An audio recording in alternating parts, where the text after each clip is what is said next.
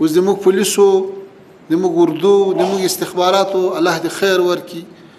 معسکرات یې جوړ کړو شپه ورځ هره ورځ 500 کسه دلته تربیه سو 300 هلته تربیه سو 1500 هلته تربیه سو نتیجې ته وګوره افغانستان غوندې جګړې ځپلی هیواد 45 کاله جنګ ځپلی او د دنیا استخبارات ټول کې ستړي سوي په داسې هیواد کې ته داسې امن راوله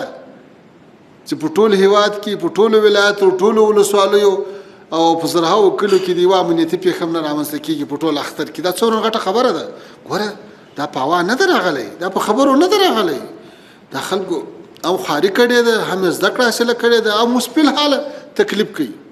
همداسې د اقتصاد په برخه کې مالی وزارت د الله تعالی ډېر اجر ورکړي بانکونو ته د الله تعالی ډېر اجر ورکړي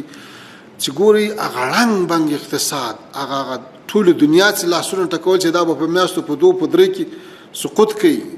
موږ ساولو کابل ته رالو ډېر پوه سړی و دا خبر به ډېره کوله وای په لنډو شپو کې به د افغانۍ ارزښت 300 ته ورسېږي ځکه وای دا ارزښت پړسېدلی ارزښت اوس به باد وځي خو نه تنها 300 ته نه ولاړه بېرته 80 ته راغله 15 ته راغله بانکونه سره له ټولو بندیزونو نه الحمدلله ښه تعامل لري ټول د هیواد 10 لکه مامورین ټول له بانکونو نه هر یو مستقل معاش اخلي د خلکو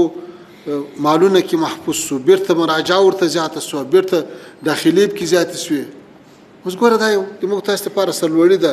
نوې بانک نوټونه رالو نوې ترتیبات شروع شو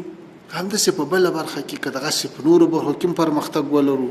په نورو برخو کې لاسته راوړنه ولرو څوک کټ به کړي ځان به مو عزتمن کړي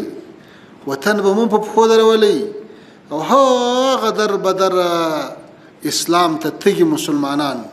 لسیزو مبارزې کړي دي او په یو لسنه کې د الله نظام